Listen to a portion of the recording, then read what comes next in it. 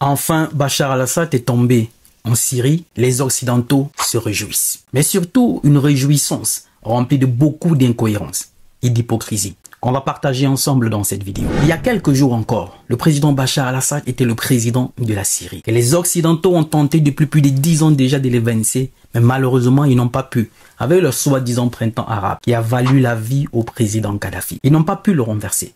Mais comme ils n'abandonnent jamais, tapis dans l'ombre, ils ont continué le travail à aider les rebelles. Et aujourd'hui, la mission a été accomplie. Bachar al-Assad n'est plus le président de la Syrie. Son régime est tombé. Les Occidentaux, bravo. Ils se réjouissent. Ils sont contents. Soi-disant, enfin, la démocratie va régner dans ce pays-là. Mais moi, il y a beaucoup d'incohérences qui m'ont interpellé. Et comme on dit, les mêmes causes ne produiront que les mêmes effets. Parce que cette situation, c'est du déjà vu. Première incohérence aujourd'hui, c'est qu'on crie démocratie, liberté. Ça, c'est du côté occidental. Mais c'était la même réaction en Libye. Rappelez-vous, quand ils ont ôté la vie au président Kadhafi. À Benghazi, certains Libyens qui ne comprenaient pas encore ce qui s'est passé derrière étaient eux aussi contents. Soi-disant la liberté enfin. Mais aujourd'hui, Dieu seul sait combien de Libyens regrettent de ce qui est arrivé à Kadhafi et ce qui est devenu leur pays aujourd'hui. Et c'est justement ce qui va se passer en Syrie. Parce que pour eux, il fallait à tout prix faire partie Bachar al-Assad. Ils ne respectaient pas les droits de l'homme. Il est responsable de centaines de milliers de morts. Parce que ce sont eux qui ont le monopole de valider celui qui respecte les droits de l'homme ou pas. Aujourd'hui, il n'est plus le président de la Syrie. La rébellion est arrivée au pouvoir. La deuxième incohérence, j'espère que vous avez compris la première incohérence. C'est justement ce qui s'était passé en Libye. Ils ont acclamé. Enfin la liberté. Enfin la démocratie en Libye. Mais Dieu seul sait ce qu'est devenu ce pays. Et eux-mêmes, ils ont avoué qu'il y a eu beaucoup d'erreurs. Et surtout le président français qui dit que c'était une erreur d'avoir intervenu en Libye pour ôter la vie au président Kadhafi. C'est la même chose qui se produira aujourd'hui en Syrie. Et les pauvres qui payeront toujours le prix, ce sont les Syriens qui aujourd'hui peut-être sont en train de célébrer, comme les Libyens avaient célébré. Mais seul l'avenir nous dira. La deuxième incohérence, ce sont des rebelles qui ont renversé un régime. Ce sont des rebelles qui ont renversé un régime. Et c'est célébré par l'Occident. Enfin, la démocratie doit être installée dans le pays. Venant de qui? De la rébellion. Mais revenons au Mali, au Burkina, au Niger. C'était pas de rebelles. C'est l'armée qui décide qu'à partir de maintenant, on ne fait plus avec ces présidents qui sont à la tête du pouvoir. Parce qu'ils sont incapables de prendre des décisions pour protéger le pays. On ne fait plus avec eux. Nous, on prendra le destin de notre pays en main. On a vu toutes les sanctions du monde. Loi internationale, Nations Unies, Union africaine, CEDEAO, Union européenne, qu'on ne voulait pas entendre parler. Pourtant, ce ne sont pas de rebelles. Je précise bien. C'était des militaires, les forces armées du pays qui décident de prendre leur destin en main. Là, il s'est opposé radicalement. On a vu ici comment le président français devenait déjà ridicule en insistant que son ambassadeur ne part pas du Niger. On avait coupé le courant, l'électricité. Bref, ça devenait ridicule avant qu'il décide de partir. Mais pour les rebelles, je précise bien, les rebelles qui ont renversé un régime, l'Occident acclame.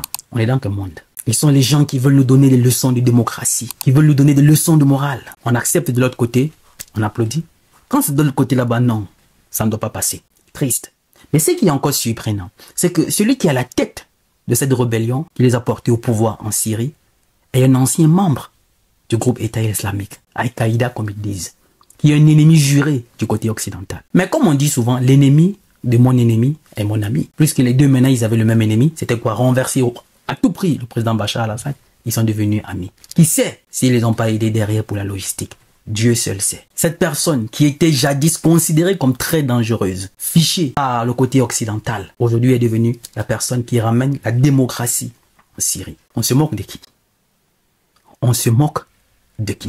La troisième incohérence, c'est le président français qui félicite, qui célèbre la liberté en Syrie. Pourtant, quelqu'un qui, chez lui, a pris le peuple français et la France en otage. Rappelons récemment, avant les Jeux Olympiques, il avait perdu les élections. Il a dissous le Parlement. On a recommencé. Il a encore perdu.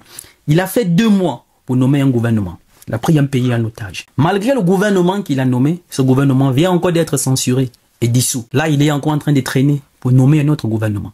Donc voilà quelqu'un qui n'est pas capable de stabiliser politiquement son pays. Mais c'est lui qui félicite la démocratie ailleurs. Ce sont eux qui vont au Soudan pour dire qu'ils vont aller aider à porter la démocratie. Chez eux, ils ne sont pas capables politiquement déstabiliser le pays. Dieu seul sait combien de Français mourront cet hiver dans le froid. Et ce sont eux qui prétendent aider les autres dans le monde. Mais de qui se moque-t-on? Qui doit être dupe au XXIe siècle pour croire encore à ces gens-là? Et la dernière incohérence qui, pour moi, m'a réellement sonné, c'est le président américain Joe Biden qui dit Bachar al-Assad doit répondre de ses actes, des crimes qu'il a commis. Nous sommes tous unanimes que celui qui a commis des crimes doit répondre devant la justice. Ça, c'est clair. Mais il ne faudrait pas qu'on choisisse ceux qui doivent répondre devant la justice et on protège quand ce sont nos amis. Rappelons-nous l'ancien président américain George Bush, responsable des centaines de milliers de morts en Irak. Circonstance aggravante pour avoir brandi les preuves mensongères au Conseil de sécurité des Nations Unies, à Mondovision, pour dire Saddam Hussein a déjà les 2/3 des composants qu'il faut pour la bombe atomique. Il faut à tout prix intervenir. Ils ont détruit ce pays. Ils ont rasé les familles, les villages. Ils ont détruit, tué tout le monde. Aujourd'hui, il vit en paix aux États-Unis. Il n'est pas poursuivi. Donc quand ça concerne les autres là, ils doivent répondre des crimes qu'ils ont commis. Mais quand ça concerne les leurs, non, ils vivent en paix chez eux. Comme quoi, les règles qu'ils imposent aux autres, c'est sur ces règles-là qu'ils marchent chez eux. Mais de qui se moque-t-on? Le même George Bush est en paix. Sarkozy est en paix en France, sachant ce qui s'est passé en Libye. C'est le pauvre Laurent Gbagbo qu'on a envoyé à la CPI. Que ça soit l'ONU, leur communauté internationale, tout ceci n'est plus crédible. Rien n'est plus crédible. Tous les textes qu'ils ont faits, ils marchent là-dessus. On accorde quand ça concerne les autres, on tolère quand ça concerne les amis, mais quand ça concerne une partie du monde, surtout les Africains, c'est là où tout le monde brandit les muscles.